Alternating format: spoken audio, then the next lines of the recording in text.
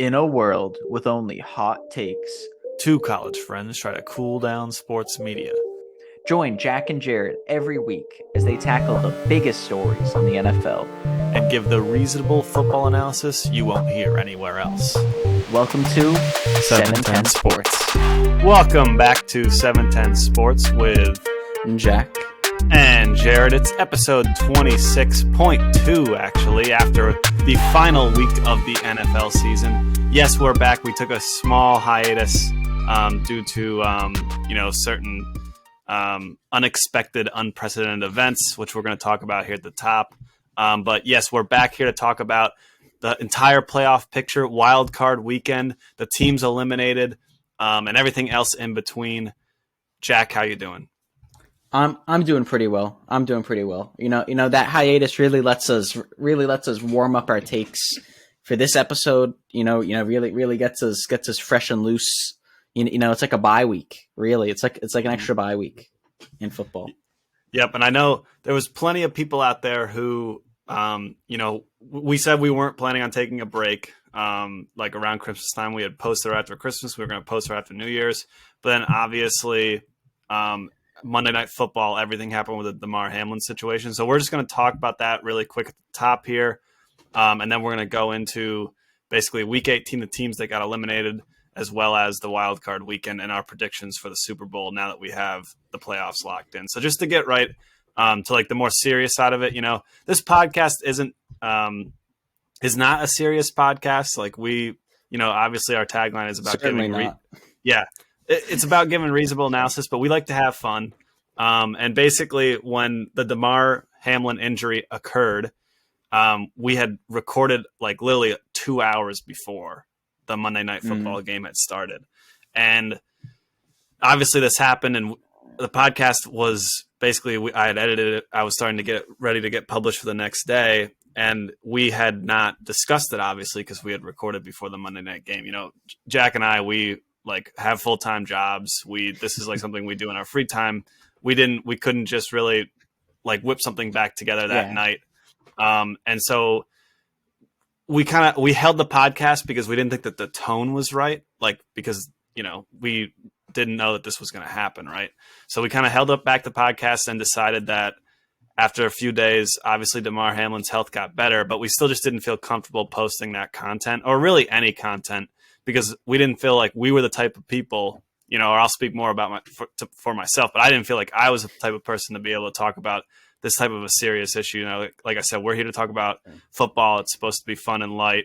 Obviously we can get a little riled up sometimes, but I don't think that we were necessarily prepared to be able to talk about this. And we obviously were just hoping that he got better. So we didn't really need to come on here and talk about, football. Obviously now he is a lot better. He's woken up. He was able to watch the games this weekend. So, we're back sort of along with the rest of the NFL back to sort of a normal schedule mostly. So that's kind of what our thought process was here at 710 Sports. Jack, anything to add about the Damar Hamlin situation? Not really anything to add. I feel like you covered that pretty well. The one note, not to seem too cold and calculated, but I think part of it may have also been the playoff situation, like sort of rules, what would happen with the game not counting, would it count? However, that whole thing was all in flux, and frankly, was probably in flux till like Friday. I didn't feel I said this to you. I didn't know what was going to happen like until the day the playoffs started. I wasn't going to understand what was going on, and that was definitely in flux. So, from the human element, but also, frankly, a lot of our analysis was based on certain things that we weren't confident would be true. Was I know also part of my thinking. I know, especially with some of the ideas floating around in that week after. What if there's 8 playoff teams in each division conference? There's 8 teams in each conference. Everything we said gets thrown out the picture, basically. Washington isn't eliminated. The Jets aren't, all this sort of stuff, which like we also didn't want to, kind of publish stuff like that could very easily go, take, like even from a football side, takes that could very easily go wrong. Right. Yeah. So we just, I think it was better for us and for the whole situation to take the week off. We got a bye, like Jack said, so we're ready to go. And we got plenty to talk about. So we'll just jump right into it with teams that got eliminated this weekend in Week 18.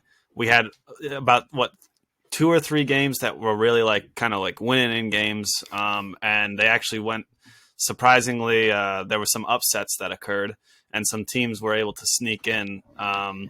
And so nothing super crazy, but definitely a fun weekend. And obviously, I think we can start right at the top with the AFC. Basically, Miami slips in because they barely beat the Jets, and the Patriots lose to the Buffalo Bills.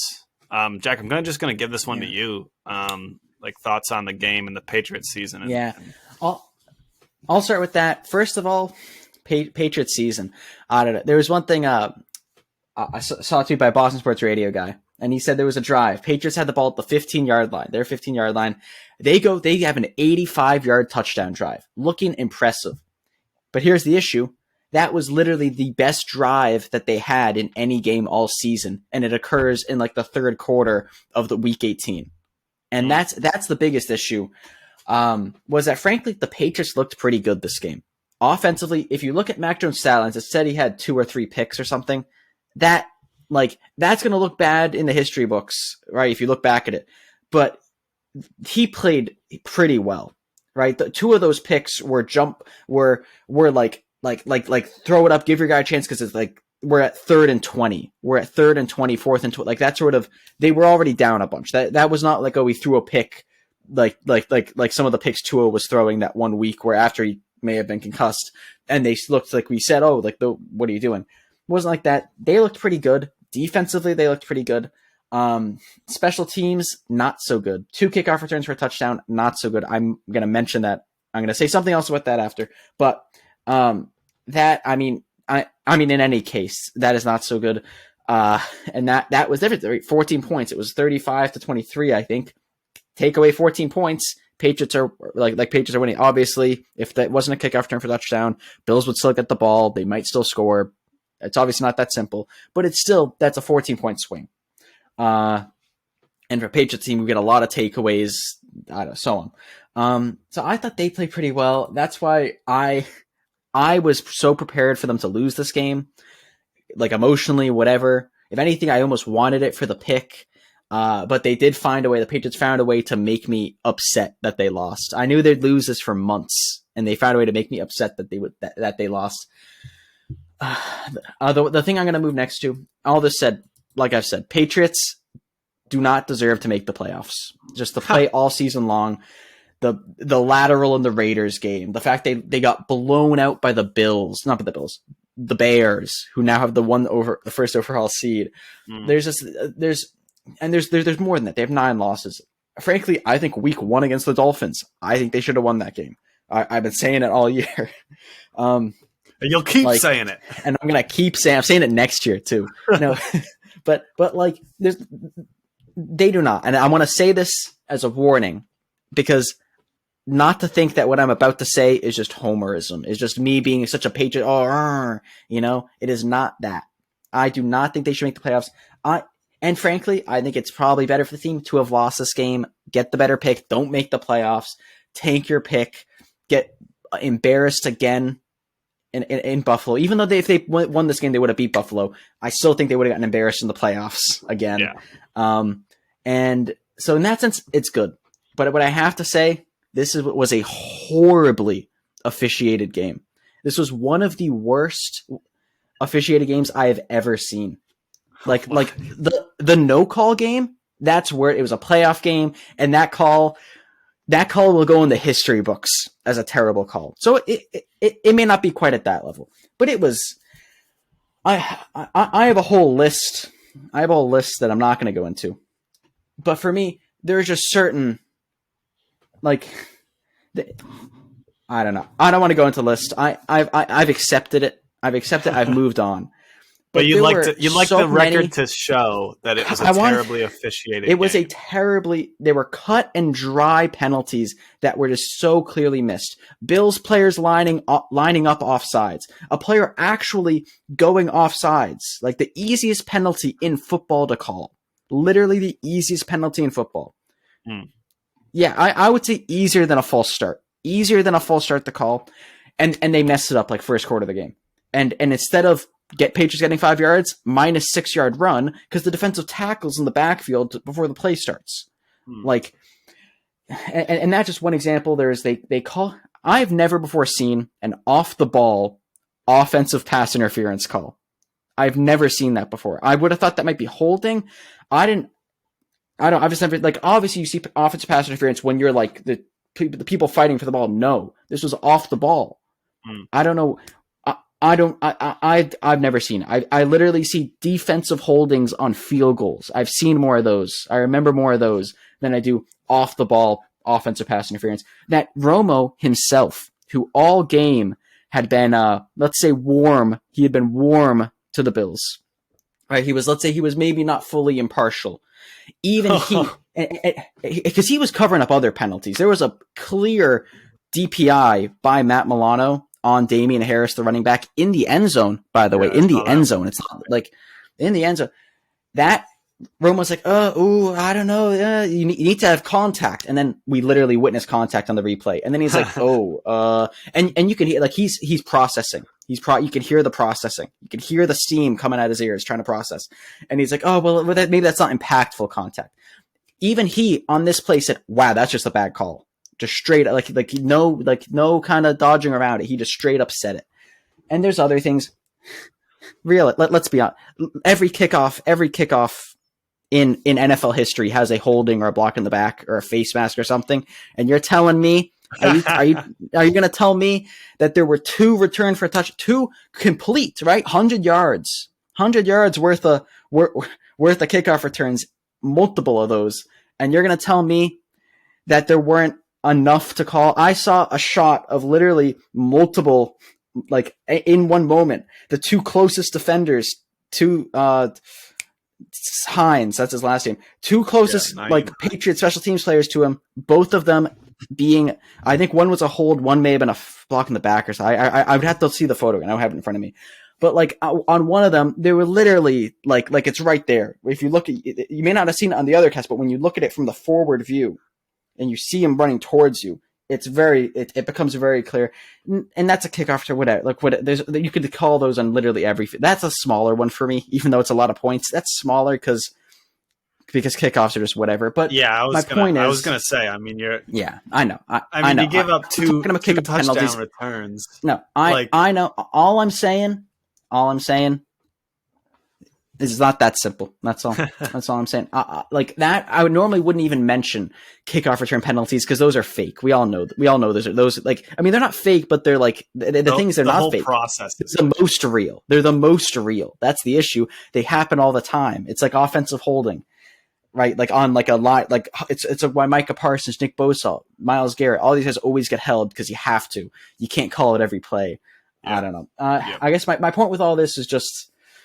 Patriots, like I said, don't deserve to make the playoffs, so on. But this game for me was it was mind boggling. Like I'd have to go back at some point in life. Maybe I'll go back, categorize this better, have the photos ready for the pod, whatever.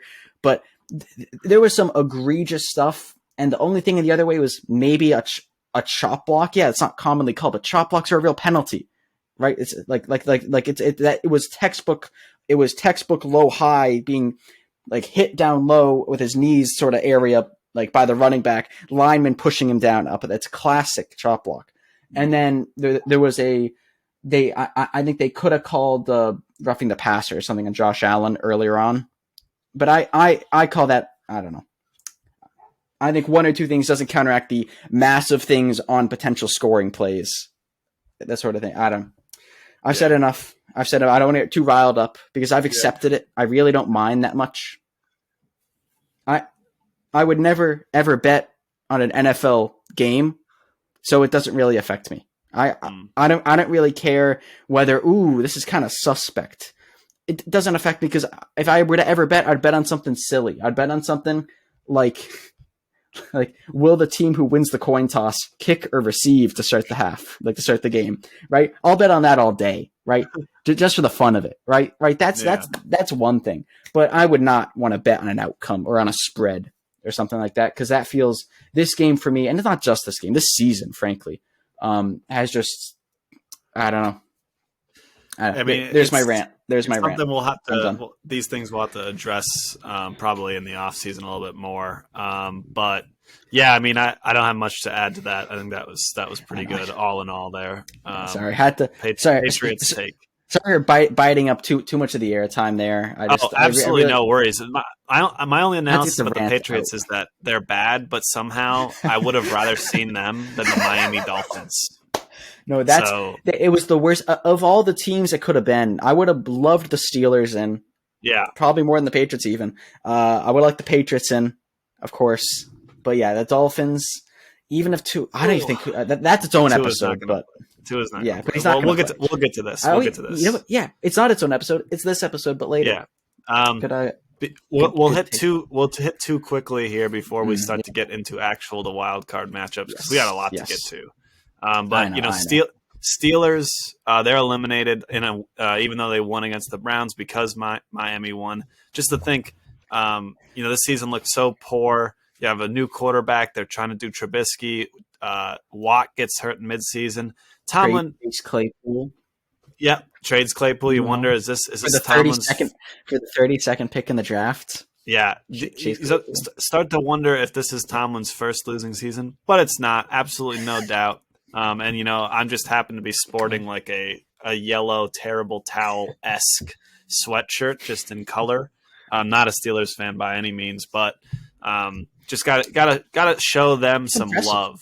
It's impressive. Also, Lions with a winning season somehow under Dan Campbell. Whatever the Lions coaching staff is taking, like the drugs that they're taking, I want to know, right? Because some of the play calling, some of the decision making is just absolutely bonkers. It's crazy. And it's been all like that all season. And we saw it in the final drive with maybe Dan Campbell and his hook and staff, ladder sort of call that they called. Terrible call. Awful call. No. It's hard to argue with. It's hard to argue with, but it makes me sick that it works. It makes me sick that then they go on fourth down and they pass it when they're up 4. A field goal puts them up 7, and if they run, they could bring it down to 40 seconds or something. They don't want it. They don't want it. They're here to win, and you know what? Good for them. They're out of the playoffs as well. The offense. And then, obviously, we're going to have to talk about this probably all offseason, so I don't want to get too much into it. But the Lions do beat the Packers. And in true fashion. I'm not singing it for copyright. In true fashion, Aaron Rodgers has a fairly poor performance in a win-or-go-home game in the late season. I thought there were some dropped passes. I heard that there were some dropped balls this game, perhaps. He did put a dime on a guy, like a perfect pass, and it just went right through his hands. But he was under some pressure, but he was throwing up he was throwing up bombs for anybody. He didn't care. Yeah. He's not played great. Like I've seen some of the Packers games this season. Played one against the Patriots. He's definitely there have definitely been some weaknesses. Not to say that everything about the Packers is all about him, and that there's not the receiver core or whatever. But blah blah blah. But him personally, there have definitely been some problems this season. Yeah. So in terms of accuracy, so on. We'll talk a lot about what the plan is with the Packers. What he is. I was personally frustrated by the announcers and the telecast infatuation with Aaron after they lose the game. I know the Lions aren't going to the playoffs, but Seattle's going to the playoffs because of this, and the Lions just had their first winning season. But it's not about them, Jared. It's not about them. Mm-hmm. Exactly. It's about Aaron right now. Yeah. It's his time. Wait your turn. Go sit in the corner, right, facing the wall. Wait your turn. We got to talk about A-Rod right now. Yeah. As always, Alex Rodriguez.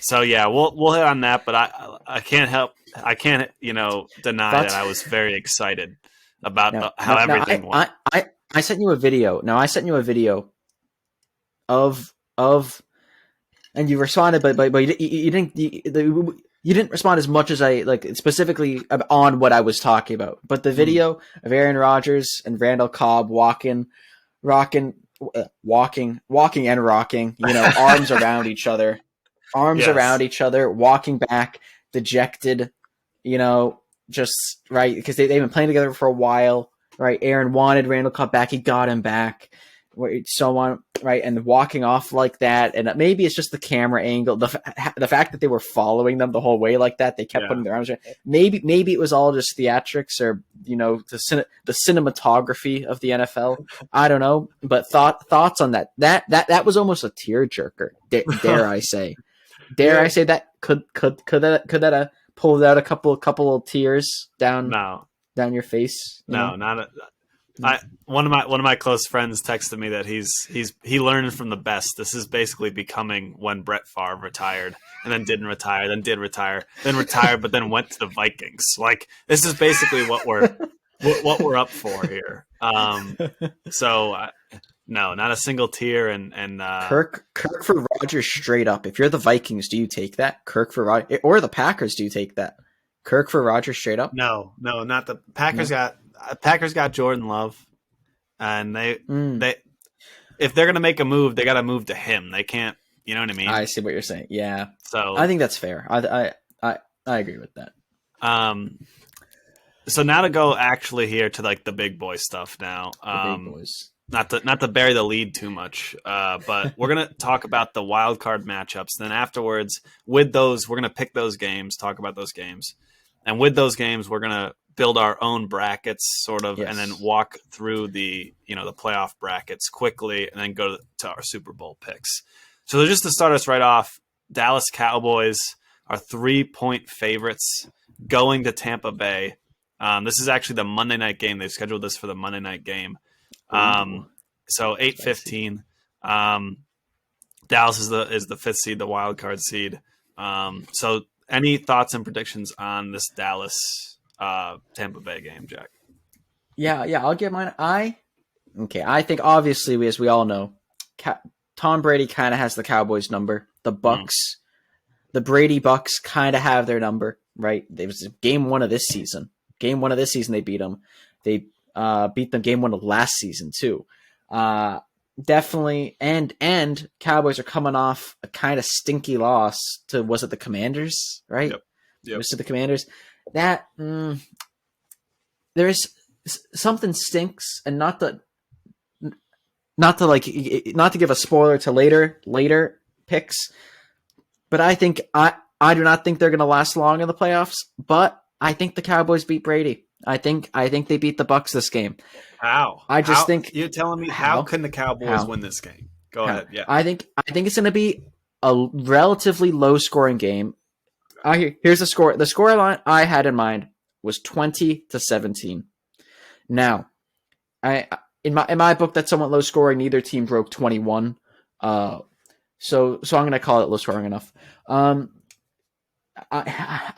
think the Bucks are not going to be able to score much more than 20 points if they even get there. I don't have them getting there. I have them getting 17. I don't think they're going to score that many points. They just haven't a lot in the season. They didn't even score that many points week one of this season. They scored 19. That being said, the Cowboys have seemed somewhat hit or miss this season. I know you can talk more with this. I know you'll have some interesting takes on this game. They can be, but I think the Cowboys just have more. Maybe not more coaching. Maybe not more clutchness. Right? Brady's pretty clutch. I would not be shocked. I would not be appalled if they win this game just based on the Cowboys choking. Right? It wouldn't be shocking to me. But I think the Cowboys have more. I think this is their year, perhaps. No, but it's funny to say that. But I think there's enough there, and at some point, if not this year, how much longer? The whole Dak Zeke sort of train. How much longer is that going to go? And in terms of winning playoff games, I don't know. I'm curious your thoughts. Yeah. I've said all I have to say on this. So I don't know. I've been for this whole season, I've been banging the Cowboys are unprepared and undisciplined. Okay. And I'm not going to keep doing that. I'm not going to keep saying that. It's just, we're going to take that as fact. About halfway through the season, it became very clear to me that I'm not sure if this team was going to have enough to make any sort of playoff run because early in the season, with Cooper Rush at QB, they were winning games solely based off their defense. And we're talking one of the best defenses in the league statistically. Mm-hmm. Micah Parsons is having Defensive Player of the Year type of a season to like in the first 8 to 10 games. Yeah. Right. Yeah. After that point, like in the last 6 to 8 games or whatever, the defense has really trailed off. They have not been super great. They've given up quite a bit of yards. They've given up quite a bit of points. And the strength of the team, which is basically their pass defense, because they can get to the quarterback so well, has completely disappeared. Their sacks numbers have gone super down after leading the NFL, I think, at the midpoint. And so that's what I think is the most important thing. How can the Cowboys win? If the defense is dominant, they can easily beat this Bucs team. This Bucs team is a bad team, no doubt about it. This is they're 8 Make and no 9. mistake. They suck. Okay, this Bucs team is garbage, top to bottom. They shouldn't even be in the playoffs. But because Tom Brady is the greatest of all time and the luckiest of all time, he really is. He somehow, with a losing record, gets into the playoffs. It's happened before, but you know. Anyway, and he gets to play the Cowboys. NFC East fan. You know, he gets to play the Cowboys. Can't get luckier than that. Cannot get luckier than that, right? So, this team is bad, but Cowboys play down the competition. They play up to competition. They play down to competition. They struggle in big moments because of the way that they're coached, because of the culture there.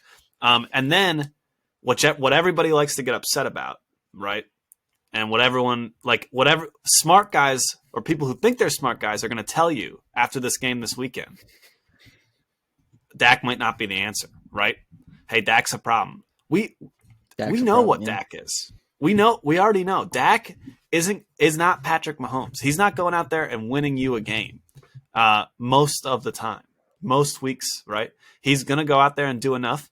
Does he have a ton of talent around him? He has a good amount of talent. The O-line could be better, but he has enough, and he makes bad decisions. He's been making bad decisions the entire season. He's been thrown in the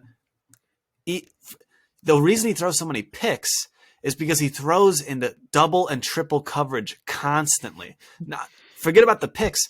He'll throw into triple coverage multiple times a game.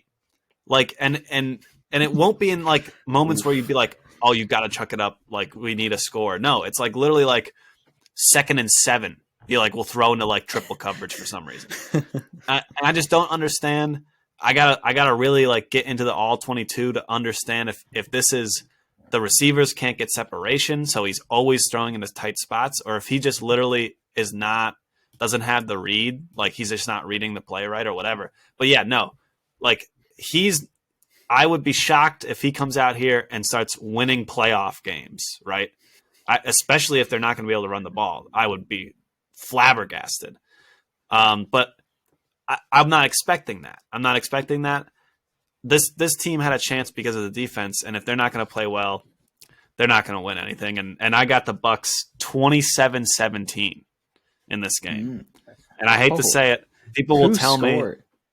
Yeah, people will tell me I should have faith in the Cowboys because, you know, I'm a fan, blah, blah, blah. No. That's the exact reason I don't have faith because I am a fan. Okay? I've seen it all. All right? Do we remember the 49ers game? Do we remember that? That was just last year. That was a gnarly game. That was a gnarly game. Gnarly. I don't know how else to put it. Did we watch that together? I'm sure we did. Yeah. No, because I know there's a week or two in there. But you know what? I think the championship games. I think those we didn't watch together. I think because I feel like you were in the apartment or something in one of the weeks. Maybe I was still at home at that point. I don't remember. Well, maybe because it was early. It was before second semester. But either way. Yeah, either way. So let's go to the next game here. New York Giants. They are the 6th seed wild card. They are 3-point dogs against the 13-win Minnesota Vikings team. Sunday, 4:30. This is I would say this is like the I mean, they're all prime time, but 4:30 on a Sunday. I mean, that's prime real estate right there. What do we think, Jack? Now, here's what I think, and I'm pulling up. I'm pulling up the exact one. I think I know it. I did know it. Okay, here's what I think. Got to set the stage. The Vikings keep playing one-score games. They keep playing one-score games. So I think this game will be close, regardless. Right? I think the scoreline I'm going to say, I think it's going to be that one way or the other. Right? Mm-hmm. Whichever team is winning, I do not think this is going to be a blowout win on either side. Like in either way, it's not how the Vikings have been playing. It's not how they've been playing good teams. Not how they've been playing bad teams. Not how they've been playing. Period. They've been playing these one-score games and they've been winning them. They've been mostly winning them. But for me, this game, right? Giants Vikings played regular season. Vikings won. I think it was 27-24 on a 61-yard field goal, a long field goal. I think I've kind of liked what I've seen of the Giants. And I've been kind of on the Vikings for a lot of this season because a lot of them in one-score games. It is a skill to win one-score games. Have you seen a 12-3 team only 3-point favorites at home against an 8-6 team? I don't know how often you see that. Unless it's not even like, oh, you got the Cowboys buff. How if Vegas loves the Cowboys or if Vegas loves Brady, I don't know. It's not like that. It's not like I don't think Giants Danny Dimes is a big Vegas favorite. I don't think of it like that. And they're only 3-point dogs. I think the Giants are winning. I think that they've been playing well. It was crazy to think that this roster before the season, I would have had this roster 5 wins max sort of tier. Right. But Danny Dimes has been playing. He's had a very low turnover rate. He's one of the lowest, which has always been his biggest thing. His biggest issue was always how much he's fumbling the ball, the crazy picks. He's had a pretty good game this season. I'm partially saying that assuming Saquon's in, because he's obviously also a big part of the team. So I believe he would be. I just forget. But I think with that, I think the Vikings have been known to get cold in games. I think it'll be close again. I think it'll be something like a 23-20, a 26-24, perhaps.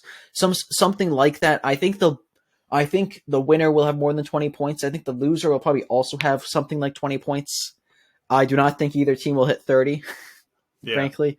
Unless I'm completely wrong and the Vikings are just Justin Jefferson's gonna catch 3 touchdown passes, have a Randy Moss-esque stat line, unless something like that, which I don't think will happen. Unless something like that happens, then whatever. Then I'm wrong anyway. I'm wrong anyway. Why does it matter? I'm wrong about the score, but I'm pretty sure it's going to be a close field goal or less is going to separate these 2 teams. Maybe overtime. Hopefully not, because I think the Giants lose if it goes to overtime. Weird, random side take, but that's my thoughts on this game. So you got the Giants in a close one. I got the Giants in a super close, like less than a field goal potentially sort of game. Yeah, fair enough. I cannot agree more with everything you said, except I'm taking the Vikings. The winner. All right, I'm taking the Vikings. Listen, you can draw a T chart, okay, with the pros and cons, right, for each of these teams, or why you think Vikings are going to win, why you think Giants are going to win, and I think it's pretty even. You're going to say Vikings have a much better roster, much better skill players. Giants have better coaching. Vikings are a super flashy, Hollywood big play type of team. Guess what? Giants are gritty dogs. They can beat you up. They match up good with that. It goes back and forth, right? And both these teams have a strength at playing in 1-score games. The Giants won a ton of 1-score games to start the season. The Vikings, they just done it the entire season. 12 of their 13 wins are 1-score.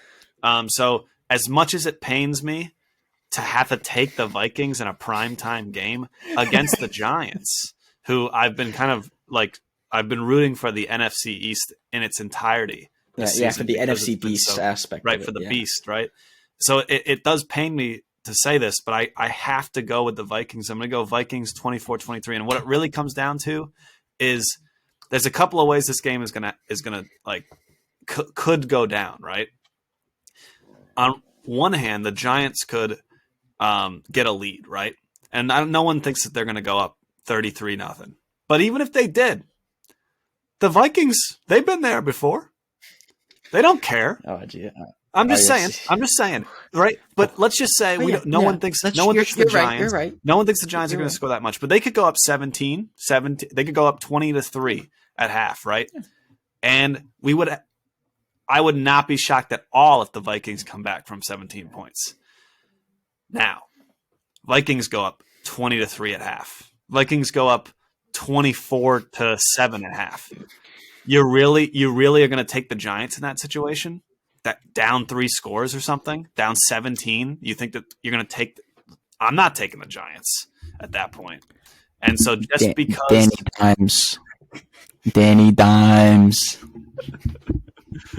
give me Danny Dimes. The Giants, like, they can absolutely win this game. I 100% agree, but it's got to be on their terms. It's got to be on their terms, and they can lose on their terms too. That's true. But they certainly cannot. Like they cannot get down early. They're already going to be out of it. You know, so that's what concerns me with the Giants. Yeah, I think that's all 100%. I like all of what you're saying. I think one other thing in your court I would say is I feel like Justin Jefferson could be such a big X factor in this game. Like he has the ability to take this game over. Whereas I don't know if the Giants have that sort of thing. Right, I like Saquon. I like Danny Dimes, but I don't like either of them enough. I don't like them in that sort of way. It's like schoolyard crush sort of thing. Whereas Justin Jefferson, he's a real deal. Right. You want to propose, and has the potential. Right. I want to propose. He's got the potential for a big 200-yard game. Right, any game that could pop out. And whereas I don't think the Giants have a player like that. Frankly, I would say overall potentially, but still, either way. At the very least, I like that we disagree on something. I like that we disagree on this. Hawks, so 49ers. Let's go to the last NFC matchup. This is Seattle Seahawks sneaking the 7th seed. They are 10-point dogs to the San Francisco 49ers. Oh wow! Saturday 4:30. That's a lot of points. This is the first matchup of Wildcard Weekend. Jack, who do you got? Who do I got? Yeah. Now this is, I like to see the Seahawks earlier in the season and stuff, and they did win in overtime, barely to the Rams, but they still won. And right, there's been good stuff. We've seen some fun stuff from Drew. We've seen some fun stuff from the rookies, but the 49ers, even with Brock Purdy, have looked pretty good. They've looked pretty good. And they've continued to look pretty good, right? It's not like there was, the one game with Brock Purdy and then they've lost one of these other games. It's not like I don't think they've been playing the hardest competition in the world. But still, Brock Purdy's won, 5 straight, I think? That's pretty good. 6.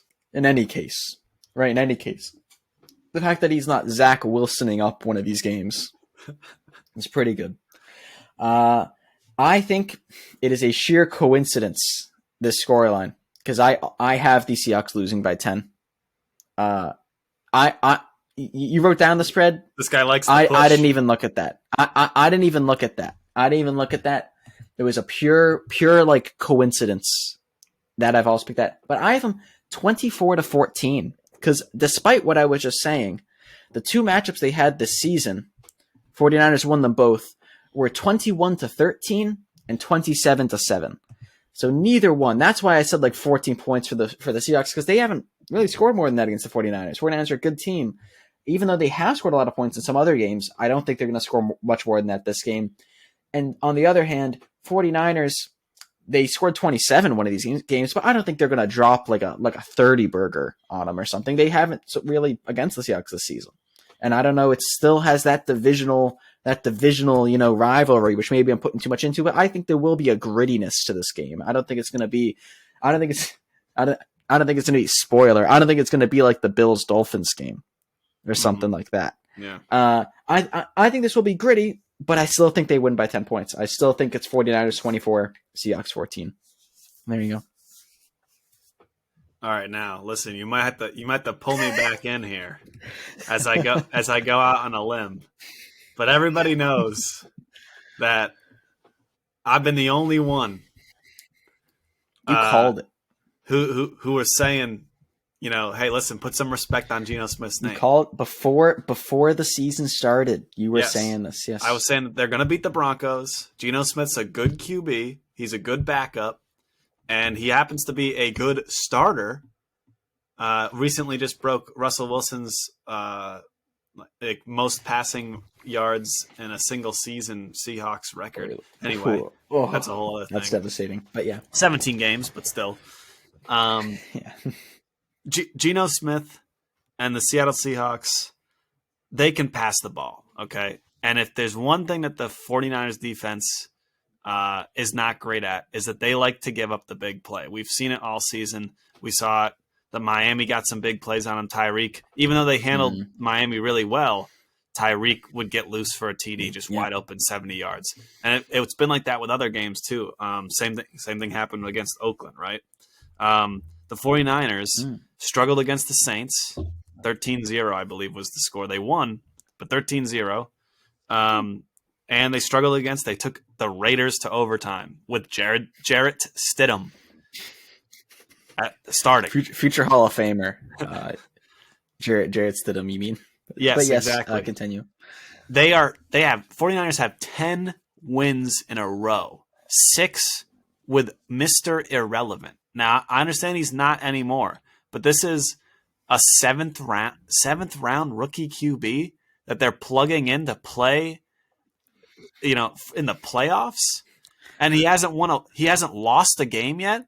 This guy very well be the next Tom Brady, but I'm going to bet not.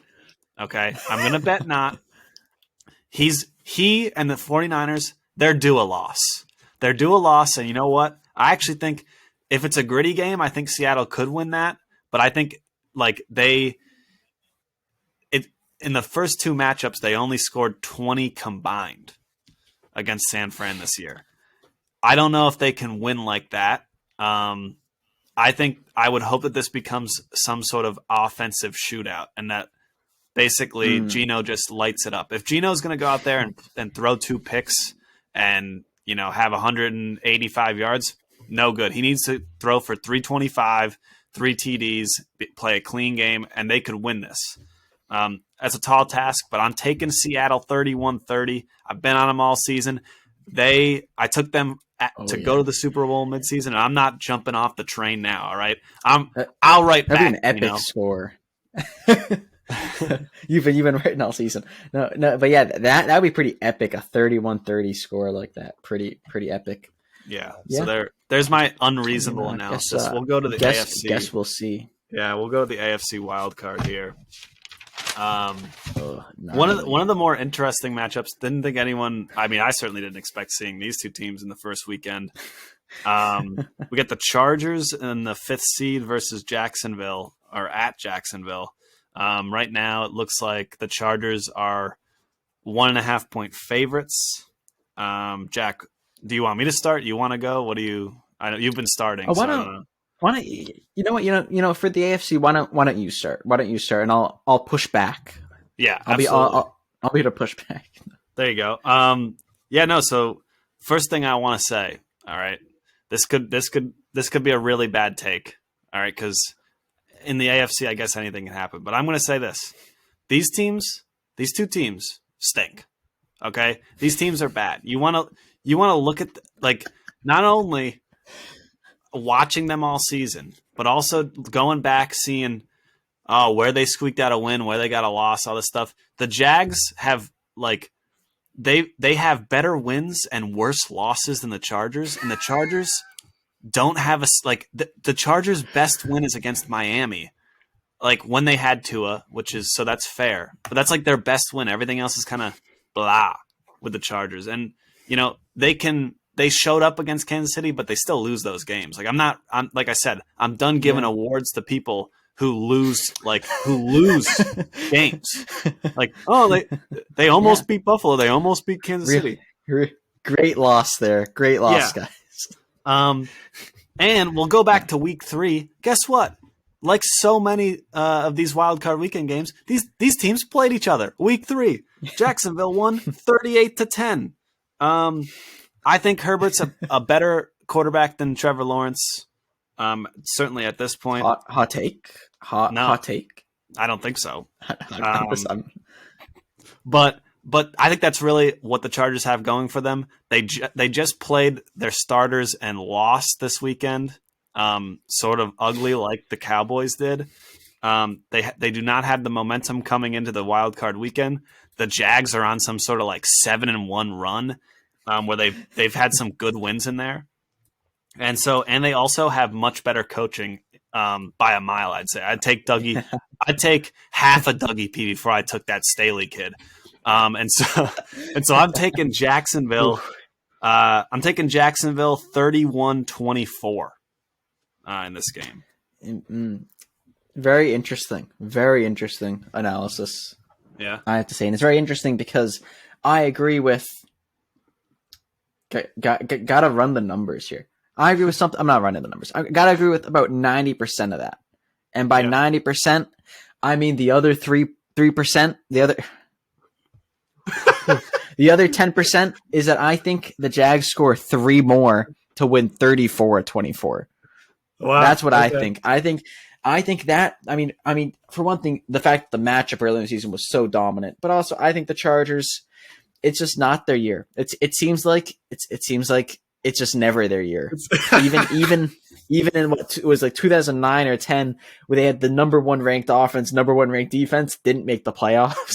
I don't know what it is. It's just never their year. It's always the Cowboys' year, but it's never their year. I don't know what it is. And I think the Jaguars are running hot. Chargers are running cold. Jaguars are running, Jaguars, I think, running better coaching. I think in this sort of real game will matter. The Chargers, I don't know who on that team is hurt or not hurt. I don't know how much they're paying J.C. Jackson to sit on the bench. I think he might be hurt now, but even before that, he was not playing. That's a separate Patriots aside. But either way, like they've just not like you were saying, they haven't. The Jags have some questionable losses, that's for sure. Oh yeah, but. I also feel better. Yeah, like you said, I feel better about some of their wins, and I think I mean, pretty much same as you. Basically what you said. I thought maybe I'd come in here and I thought maybe we'd disagree on that one, considering those are Jacksonville is dogs, but it is one of the few. Never mind. Never mind. Don't want to give spoilers. Let's go through the next game here. Baltimore Ravens 6.5-point dogs against Cincinnati. They're playing back-to-back weekends. They just played. Cincinnati just won. This is the Sunday night game. Pretty chippy in this game, from what I can remember. It kind of got a little bit sort of like the Packers-Lions game. There's some chippy games this weekend. So I guess to start, right, because I'm starting the AFC. Since the Lamar injury... quick question. Yeah. Are we doing... Actually, I might be about to answer it, but I already interrupted you. Are we doing this with Lamar, without Lamar? Are we going to say Lamar is good enough that we're going to categorize as healthy Lamar versus no Lamar versus? I have no reason to believe Lamar is playing personally. Okay. Like they can say they can do this thing like maybe he'll practice, maybe he'll play.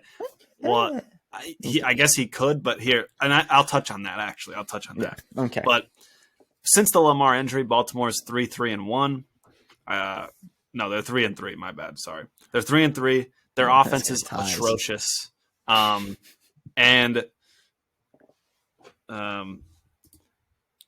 just don't think that they can score anywhere the amount of points that they're going to need to against the Bengals, even if their defense plays well. What I think is crazy about all of this is if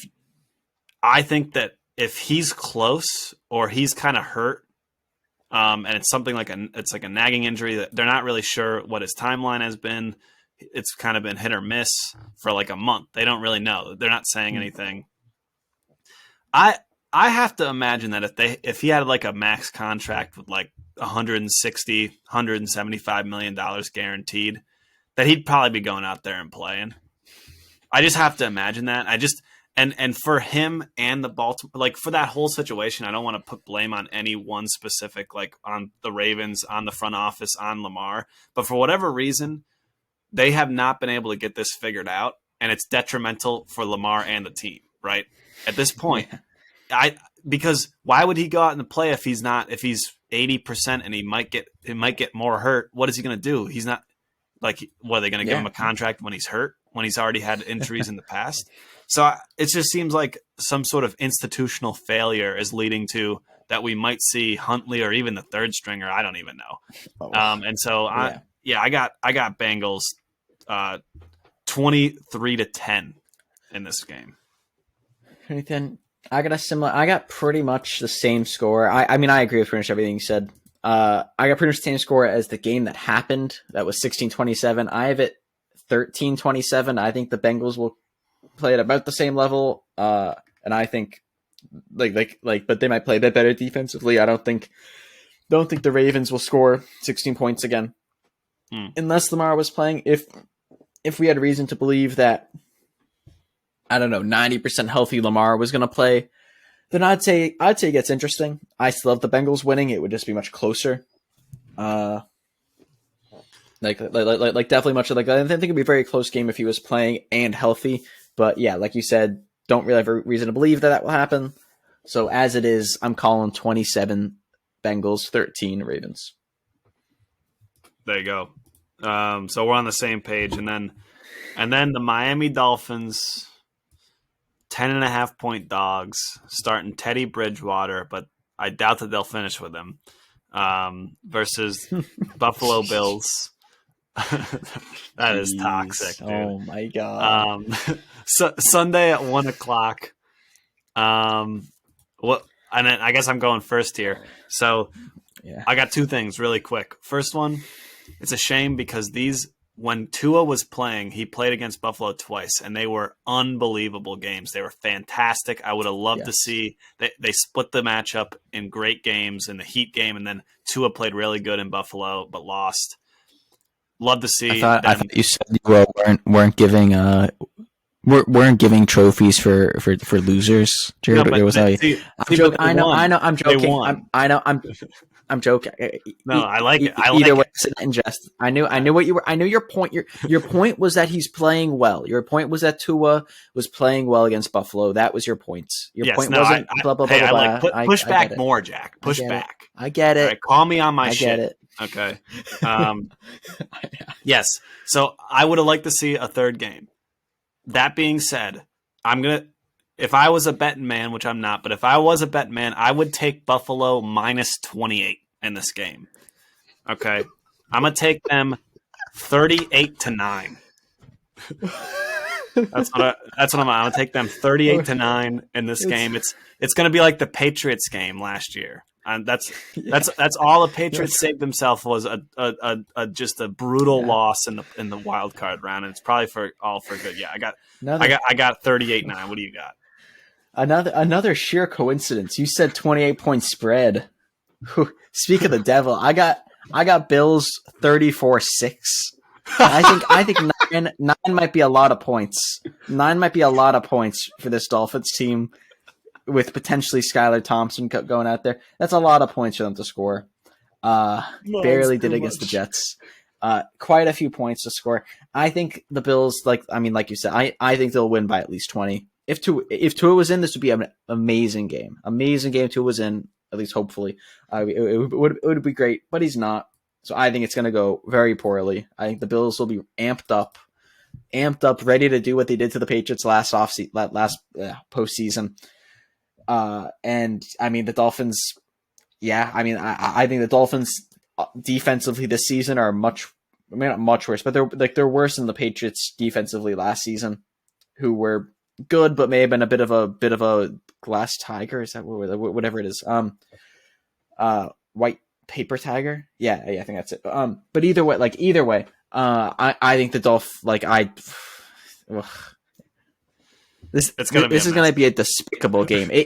If you had to make plans Sunday, make them at 1. Okay, make them at 1. Skip this game. Watch the Giants-Vikings game or whatever it was. I think it was that game at 4. Watch that, right? right? If you gotta make plans, yeah, nothing else to say. There you go. So now, with all that taken care of, we talked about the matchups. Let's quickly go through our brackets for the entire playoffs right at the top here. I'm going to go through. Well, let's both go through the NFC first. We've already done our picks for this week, so like just to reiterate, I got the Bucks over Cowboys, I got the Vikings over the Giants, and I got Seattle over 49ers. And why are you laughing? Why are you laughing, bro? That would lead me to an Eagles versus Seahawks matchup in the divisional round. And of course, I got the Seahawks there. No, you do. No doubt, I got the Seahawks there. They already slay the 49ers. If they've slayed the 49ers, then it might just be that miracle run sort of season. Yeah, they're playing with house money. I'm fine with that. The Eagles got a bye. They're a little bit tight. I love the Eagles. I think that they're great. Honestly, both teams with byes last season, which obviously, admittedly, were maybe somewhat shaky. Both teams with byes last season lost the first game they played. Right? Yeah. Right. The Titans and the Packers did not get to play more than one playoff game last season, and they were the 1 seeds. Yeah, so that is a point. That's actually a great point, I would even say. Yeah, so I love what can I say? I love Seattle. Gino is like our hero. And then of course you got the killer game, which would be the Bucks versus the Vikings. And so I'm gonna go ahead and take the Vikings there. Okay, somehow because Bucks are trash. And next thing you know, if that's the game, it has to be. I think it has to be. Yeah. And next thing you know, you got the NFC Championship game is Seahawks versus Vikings. That's what everybody thought. And think about this. It's at this point, it's not even like the Seahawks have already beaten the 49ers and the Eagles. The Vikings have beaten the Giants and the Bucks. This is going to be a blowout. Seattle is going to kill the Vikings in the championship game. I mean, and that's going to be that. Honestly, if that's how the cards are setting up, you're 100. Like if the Seahawks are going to go in and beat those two teams, the Bucks and the Vikings have just beat those two, then I have to think like at that point, if it gets to that point, then it would be lunacy to not take the Seahawks. Yeah, so I got the Seahawks going to the Super Bowl. Who do you got through the NFC? Through the NFC, so what did I have? I had the Giants beating the Vikings, the Cowboys beating the Bucks, and the 49ers beating the Seahawks. So that gives me Eagles, Giants, and a Cowboys 49ers rematch. And I'll start with the second one. You can only guess who I think wins that. Like I said, you didn't even pick the Cowboys to win. But like I said, it would be a short playoff run for them. Think they'll win that first game? Do not think they'll beat the 49ers. Or potentially any other team, save maybe the Giants on this list. Yeah, I mean, I don't think that's going to happen. I think 49ers will be in the NFC Championship. And I think Eagles-Giants, I think the Eagles are going to win this game. Because I think beating the 49ers and beating the Vikings and beating the Eagles, I think are two very different things. It's not like what you were saying where I can kind of have that vibe. Oh, well, if the Seahawks beat the 49ers, well, then they have a pretty good fighting chance against the Eagles. I don't think the Vikings... I don't think a one-score gritty game against the Vikings is going to translate in that same way as an offensive shootout with the 49ers. So I think the Eagles win that. So then I get Eagles 49ers NFC Championship. Oh, and then I got to call it. Right? Did I misspeak or are you just surprised? No, I'm just like it's good. If that's the case, that's a great game. I mean, that's a great game. Yeah, I think it's a great game. And I think it might just be Brock Purdy's year. I'm gonna take the 49ers. The Eagles, they've been running too hot. They've been running too spicy. They've been winning too many games. Okay, and Jalen Hurts has played great, and I'm not taking anything away from him, but he's no Brock Purdy. Okay, what? I couldn't say that. That's a joke. That part. I could not say it. That's why I couldn't say it with a straight face. No, but. Sorry. That was me trolling. I've got to get mentally back on track. No, I think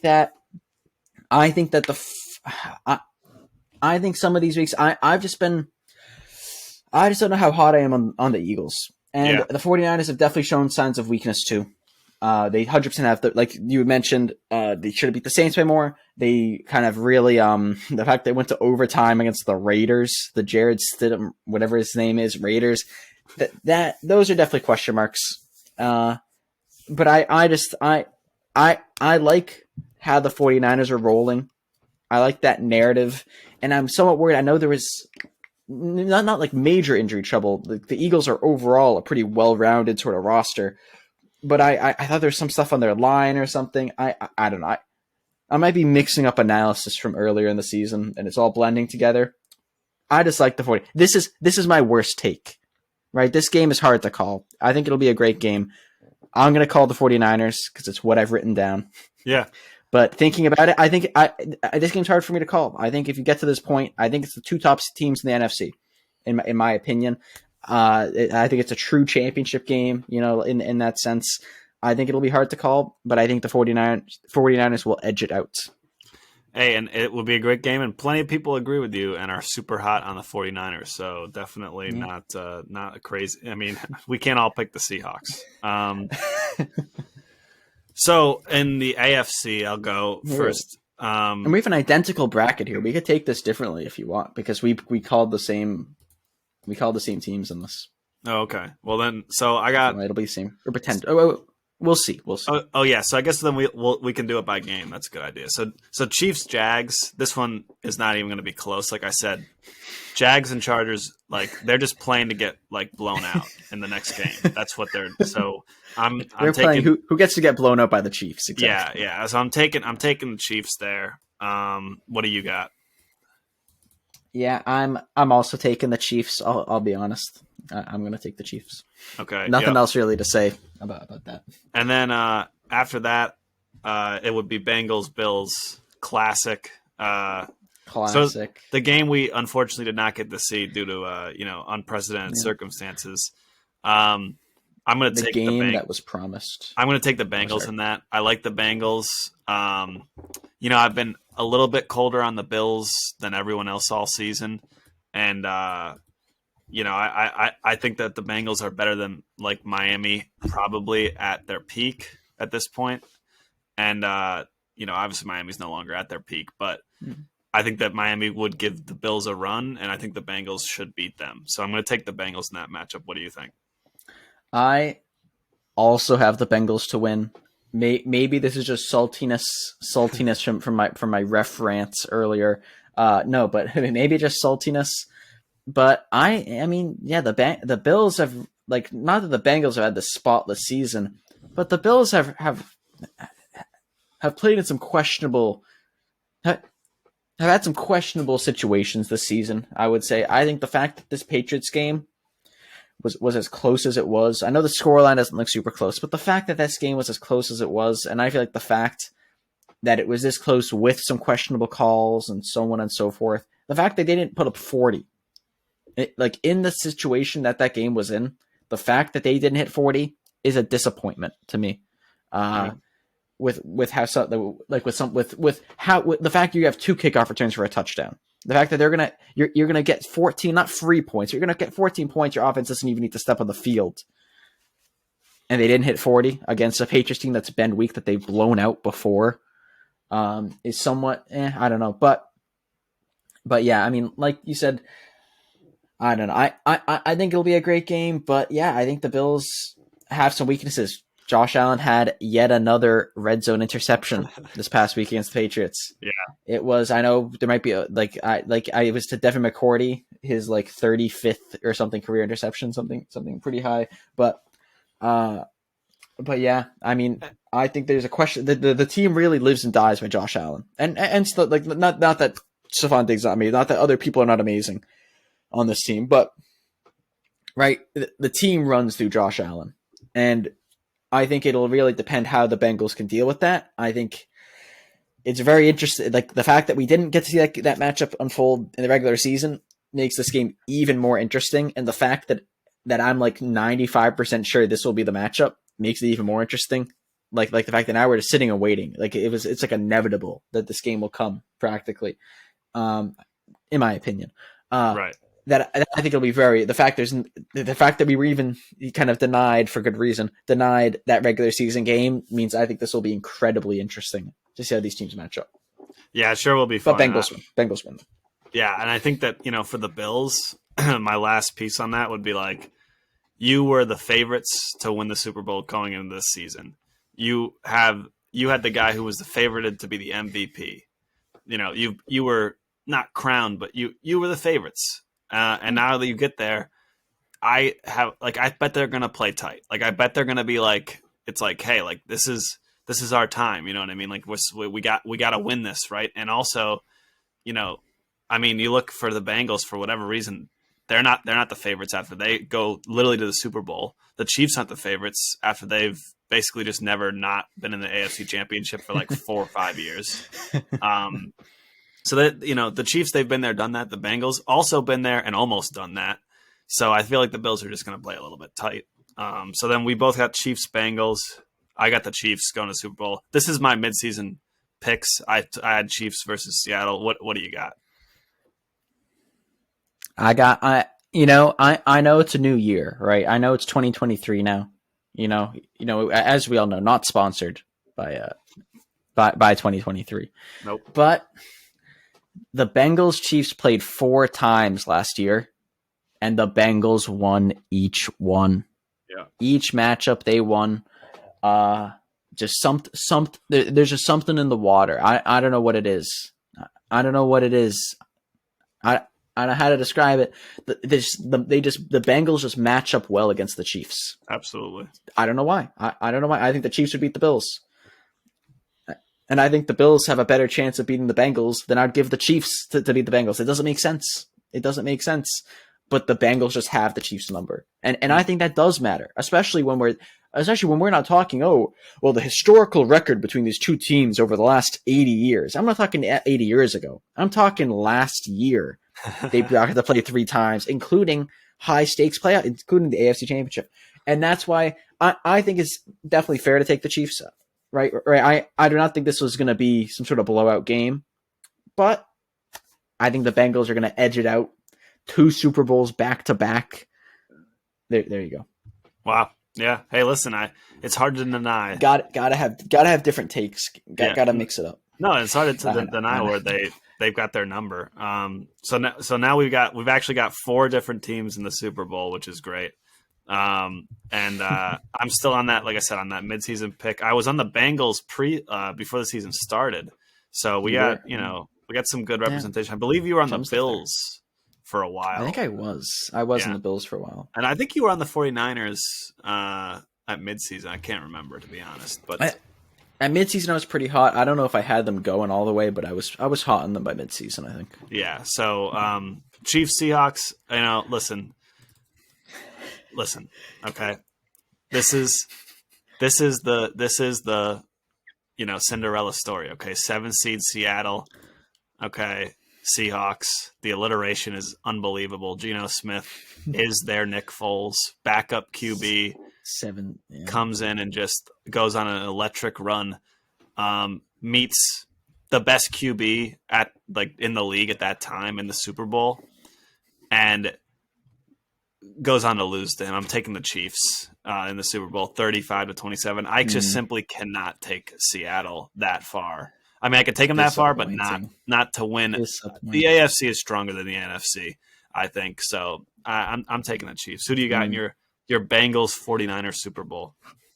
I think I'm going to agree with you on one thing, and that's I think the AFC is stronger. I think the Bengals are going to beat the 49ers. Almost similar, the Cinderella story aspect, although the Seahawks are definitely more of a Cinderella story than Brock Purdy, I would say. Because there's still the whole team around him and everything. I think the 49ers, there's a lot there, but I don't think if they couldn't get over the hump with Jimmy G, I don't know if they can do it with Brock Purdy, unless this is a Tom Brady story, which maybe it is. But I think the Bengals have had a lot. The fact that they were to bounce back after the kind of rough beginning of the season, and they've been looking good. They beat the Chiefs during the season. I frankly have to go check to see how many other good wins they have. I do not remember off the top of my head. They beat the Patriots, which there's worse things to do. No, but I mean, I'd have to go back and check that more like for when we're actually at this point, for when we're actually doing a Bengals like for next week sort of thing. I'll review that more, but I think for this, I think the Bengals win. I would I think they're a better I team. would like to see that. Yeah. I took Bengals to win the Super Bowl preseason. I liked what they did in the offseason, and I didn't think it really came together, but it's starting to now. So it's definitely think that's a good pick. There you go. So we basically bet on. I would say bet on both those things happening, guys, because one of them is between Jack and I. Like we got the best teams in the league covered. You know, Chiefs, Bengals, 49ers, Seattle. So yeah, I would say, and now for like our Super Bowl, week 18. You know what that means? The last stats question of the season here. Maybe we'll keep doing the stats question, but I think we're wrapping this up for this season after week 18, and this is it's a tight race. Five and a half points for Jared, 5 for Jack, and yes, this is sort of the who takes the 2022 regular season, stats championship. Would you like to go first? Or you want me to go first, Jack? Actually, how should we do this? I like my question. My question doesn't really have a half point possibility. Just so you know, just so you're aware, Mine doesn't really have either. a half point possibility. Okay, well let's go. We're on the same page there. It also prevents ties, which is good. I don't know. I like my question. Okay, you want to ask first. I'll go. I'll ask first. First. You know, I do want to. I kind of do. I've been thinking about this all day. There we go. Okay. So, wait 1 second. It's a stats question. I have to fumble around, even when I have it ready. What in the world? Hey, if you stuck around this long and for the stats coach, thank you. While Jack gets this figured out. What in the world? Okay, so don't search this yourself. Not that this is the question, but I don't want you to see anything. I just typed Aaron Rodgers into Google, not sponsored. And you know what I see on the about page that they show? Aaron Rodgers is an American football quarterback for the Green Bay Packers of the National Football League. Guess the URL. That should be the real stats question. Here's the URL. GameOfThrones.fandom.com/wiki. What? Game of Thrones? Why is Aaron Rodgers on the Game of Thrones wiki? Was he the celebrity that like had a cameo in Game of Thrones or something? Apparently he was portrayed a King's Landing citizen in some episode. Yeah, there you go. But I'm sorry. I searched it because I wanted to pull up a fact about him, and Game of Thrones pops up, and it's not an ad. It's actually like it's certainly not sponsored. It just I don't know. So with Aaron Rodgers being eliminated from the playoffs, and we all think, as we will in the offseason, as he's going to make us do for the next number of months, are going to be thinking about his career, thinking about whether he retires. He has won 4 MVPs, unlikely to win 5, unless he is amazing next season and plays next season. He's won 4 MVPs. And he's also a Super Bowl champion, and he's a Super Bowl MVP. My question is, when was the last time an MVP, any position, right? But this is a position agnostic question. The last time the AP, the real, when you think NFL MVP, the last time the MVP won the Super Bowl in the same year, who was that quarterback? God, I should know this. Or team, or not team. You know, you have to name the MVP, but yeah. Right. No, listen. I know this because I think about this every year because it's been a jinx for years and years and years where it's like if you win the MVP, you will lose the Super Bowl. If you look at like Brady's year when he was MVP, he would lose. Like when he wasn't MVP, he would win. You look at like Matt Ryan, like he wins the MVP, loses in the Super Bowl. Cam Newton wins the MVP, he loses in the Super Bowl. The year Peyton Manning was the MVP with Denver, he lost in the Super Bowl. So it's got to be back pretty far. So I wonder if Peyton was oh no, you know what? Yeah, I'm trying to wonder if Peyton was when he won in Indianapolis, whether he was the MVP.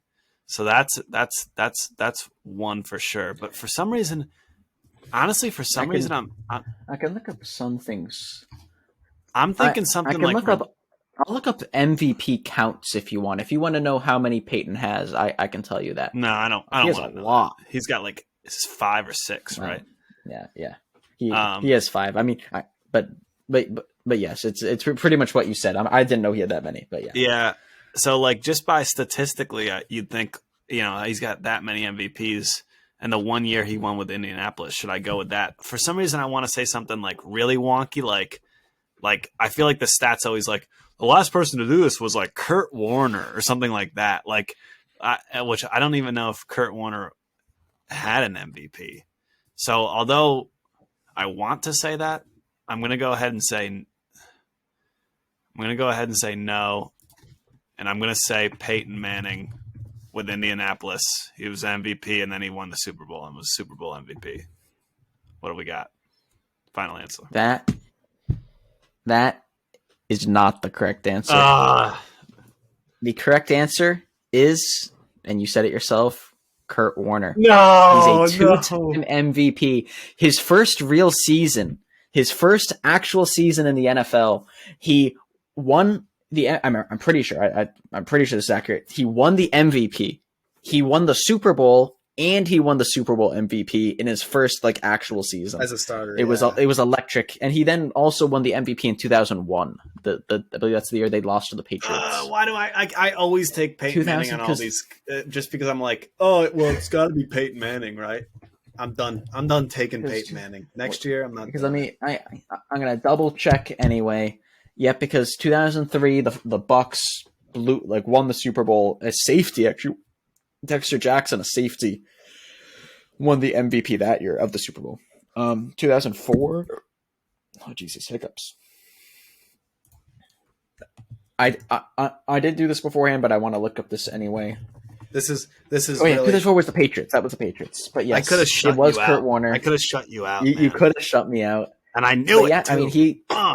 And he's two MVPs. I think Kurt Warner also took the sorry Cardinals to the Super Bowl in 2009. I think, right? Yep. I think he did. Kurt Warner, Hall of Famer, 2 MVPs, Super Bowl MVP. Man, I should have just went out. Pretty I should have known that you wouldn't pick a Peyton Manning one for when it was all on the line. I should have went with the Kurt Warner. I knew it. It was in my brain somewhere, and it was coming out. But I was like, "Shut up! It's not Kurt Warner. It can't be." Yeah. It would have been real spicy because there were a couple running back MVPs in there as well for the regular season. It would have been spicy if it was one of those because you wouldn't have expected that. But right. But yeah. Okay, I have a hard question. Okay. I'm not gonna lie. I'm closing on. I'm keeping the Tankathon not sponsored tab in a different tab just because I love having that open at all hours of the day. Everything else is closed, and I'm not even looking at it. All right, so this is all right. Here we go. Jeez. Should I get up and go to the bathroom before this? No. We're about to close this down here. Tampa Bay Tom Brady this year was his first year as a starter with a losing record. He basically he was a starter in 2001. And from then on, he's never had a losing season until this year with the Bucks. Still in the playoffs, though, as we talked about. Yeah. In 2000, Bill Belichick became the head coach of the Patriots. And from 2000 until 2022, this year, he has only had 3 losing seasons. Obviously, a lot of those, all those with Brady were winning seasons. My question would be, in that same time frame from 2000 to 2022, those 22 years, how many winning seasons did the New York Jets have? That's a toxic question. In 22 years, how many? There's at least. Yeah. Okay. Go ahead. Well, there's at least 2, right? I'm going to go through we're talking this one out here. There's at least 2 because there's the year they made the AFC Championship game, and I think the year before that, butt fumble guy, Mark Sanchez. There's those 2 years. I think I give Sanchez a third year of a winning season. Maybe it's like a weak sauce one, but I'm going to give him that third year. That gets us back to about 2008-ish. After that, I'm not sure if they have a winning season after Sanchez. I'm not sure if they've had a winning season after Sanchez. This season was close, but it wasn't. I don't think they did with Darnold. Like, they haven't made the playoffs since 2011. So I do not think they've had a winning season since 2000, especially in the AFC East. It's not like they can sneak in, and I do not think they made a wild. Especially a lot of those years were 6, wasn't even with the 7th seed. I do not think they made it with the losing record, and they haven't made the playoffs since 2011-ish, to maybe 2012. I'm gonna call that. We're gonna give the Sanchez years as I forget them, but I'm gonna call them 2011. Like, we're gonna say 2012 didn't have a winning. That's the last time they made the playoffs. You know what? We'll call that the last Sanchez year. We're gonna count back. 2012 is 1 Sanchez year. 2011 is 2. 2010 is 3. I think that's when they made the AFC Championship. We're going to give them 3 years. So that's a 2010. So the 2009, I got to do this out. 2009, 2008, 2007, 2006, 2005, 2004, 2003, 2002, 2001. And I guess 2000. That's 10. There's 10 left. I got to call 10. How many of those 10 years do I think the Jets had a winning season? How many?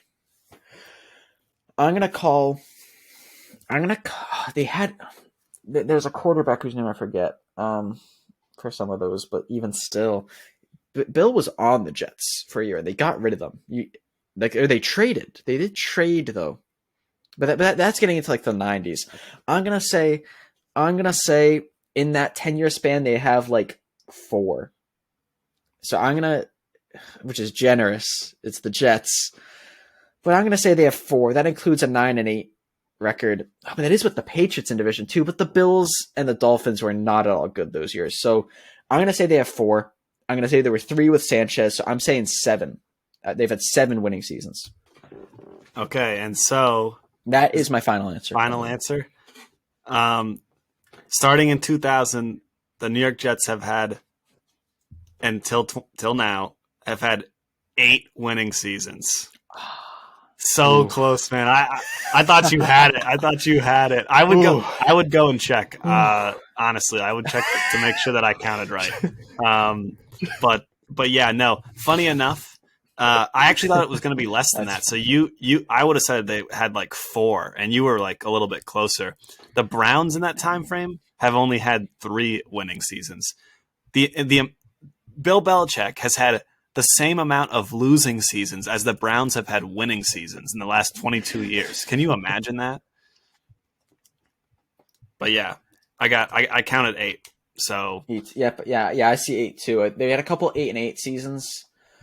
They had a couple 8-8 seasons, but yeah, they were slightly better in that early 2000 time frame than I thought. They were 9-7, 10-6, 9-7, 6-10, 10-6, 4-12, 10-6, 4-12.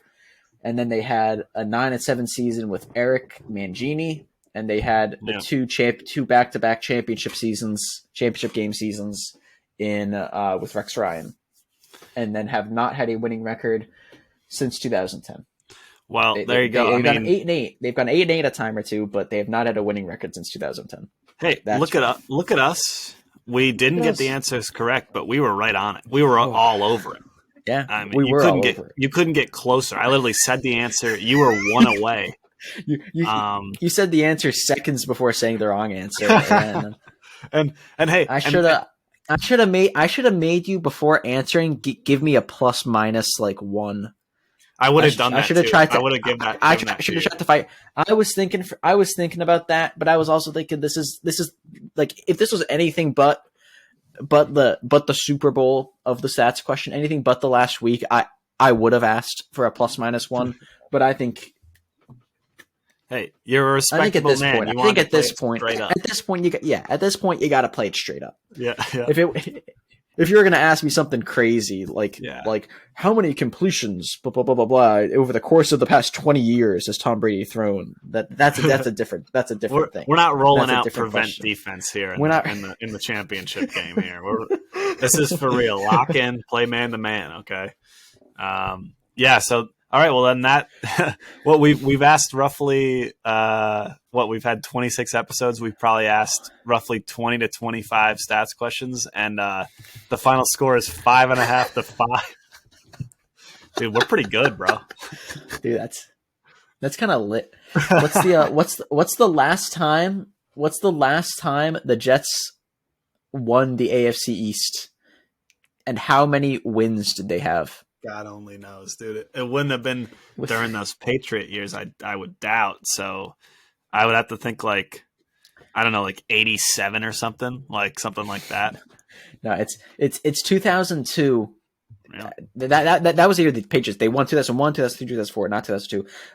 That year they won the AFC East with a 9-7 record. I don't know, against Brady, but either way, Weird. little mini bonus since I'm looking at the Jets anyway. Hey, listen, us being that close to the stats question, we should tell everybody that whatever we pick for the Super Bowl, just change it slightly and we'll probably hit. Just like pick the other team or like take the otthe people in the championship games or something, and we'll be right there. Where that's the type of podcast we are. Obviously, we went long in this one, but we had a ton of talk about. Ton of time. If you're still here, thanks for listening. I know our buddy James, who did the music for the podcast, he listens, and he's been listening to Stats Question. Shout out to you, James, for entertaining You gotta us. listen to me, or other way around, and listen to me the music. But yeah, and generally for entertaining us. Actually, regardless, I think Jared's calling you a clown. Actually, if I'm understanding him correctly. But no, I don't know. But it breaks down. Once we get to the stats question, I break down. All higher order thinking is broken. Once we're an hour 15 in, it's just it all goes off the rails. Right. But but all fans out there who listen this far, don't know why you're doing it, but hell yeah. Thanks for that, and we'll be back next week to talk about all the results as well as the next matchups. I think that's about it. That's about it. Yeah. But Jack, you got anything? No. Only thing that's a shame, we didn't talk about the Bears securing the number 1 overall pick. Yeah.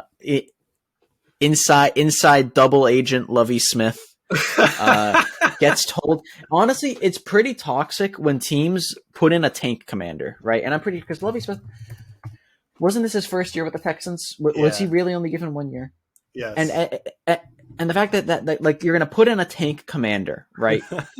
which is what he was. They knew they were tanking this year too. Come on, they had Davis Mills at quarterback, who played decently last season for what he was and everything, but this was a tank commander situation. I feel like you kind of owe it to your tank commander coach to give him 1 year, unless you think he's really going to mess things up, unless you think he's really just terrible. Frankly, I didn't realize this. Lovie Smith has an almost 500 record. He's as a head coach in the NFL. He has a 500 record in the postseason. Even he's 3 for 3 in the postseason, and they only gave him a year. I'm kind of surprised by that. I'll be honest. I kind of think they would have given him a year, because frankly, say okay, I was going to say Tubbles. Okay, Lovey, here's what we're doing. Okay, I'm sorry. No, it's we're post stats question. No, but like, okay, Lovey, like, okay, or because that maybe has something to do with it. That's its own thing. No, but that, like, okay, we promise we'll give you at least 1 more year. You at least get next year. Just do everything in your power to lose this game. That's what they should have said. Because really, I mean, are they going to get a better, unless they're going to join the Sean Payton sweepstakes? Who are they getting? I'd probably rather have Lovie Smith, a guy with an almost 500 record as a head coach, 500 record in the postseason. Like, unless you're really going to take a shot on someone, which maybe they will, maybe it'll work out. But like, I would have rode with him 1 more year. If you get the promise, they almost did it. The Colts almost, for some reason, won this game. Oh yeah, I don't know how. Almost, and the fact that going for 2, all of that stuff, I think they should have had, and that they should have been calling him from the owner's office before that 2-point conversion. Said, "Coach, tell him to call a Philly special, but trip. Have the running back mess up the throw. Call the Philly special. Have him trip, please. Although we probably can't do that anyway. That would be a bit on the nose. But still, I think having the first overall pick and Lovie Smith, I think is going to be better than having the second overall pick and having whatever Joe Blow that they're going to put in a head coach. I didn't realize. I feel even more strong in this. He was coach of the year in 2005. You know that? I didn't know that. He's been a head coach. He's won a head coach of the year for multiple teams. Yeah. For multiple teams, not terrible record, all things considered. I don't know. I think they should have given him another year. Sorry, this is a complete segue. Complete segue. Tangent. And I got tons of thoughts on this, but none of them are together right now. I will say what probably happened was there's two things that happened. They brought him in this week, and they said to him, "Hey, we need you to lose this game, right? We need you to lose this game." And he said, need this loss. I'm not losing this game. I'm not going to go out there and purposely lose this game because the players aren't going to do it. And I'm not going to sabotage them with scheme or whatever, or with play calling. I'm not doing it. Our guys are going to go out there, and if we win, we win. That's the whole point. If we lose, we lose. And basically he said that to them, right? And they didn't like it. So they decided, hey, we're going to fire you, right? Or they were dumb enough to say that they were straight up going to fire him anyway. They brought him in to say, we think we're going to go a separate way. And then he was like, oh, I might as well win, right? Screw him, right? So either way, it was handled poorly. You're right. By the Texans. That makes sense. I can see the first one. I could see it being the first one. Yeah. And he came as out well. Right, and that making sense. He came right out after the game and said, we're here to win. We don't care. Okay, pick or whatever, doesn't matter. And then they immediately fired him. So I think it was pretty clear what they were looking for. And there's plenty to talk about on this topic, but not today, I'm afraid. A little bonus. Of course, Jack loves to talk about the draft. Hey, what can I say? That's why I mentioned it. I want to start talking. I can't wait. Well, we'll talk about the draft after the Super Bowl. After. Thanks for listening to episode 26.2 of 710 Sports with Jack and Jared. Almost got you there. Thanks for listening. Have a good one. Oh, jeez. Bye. Bye.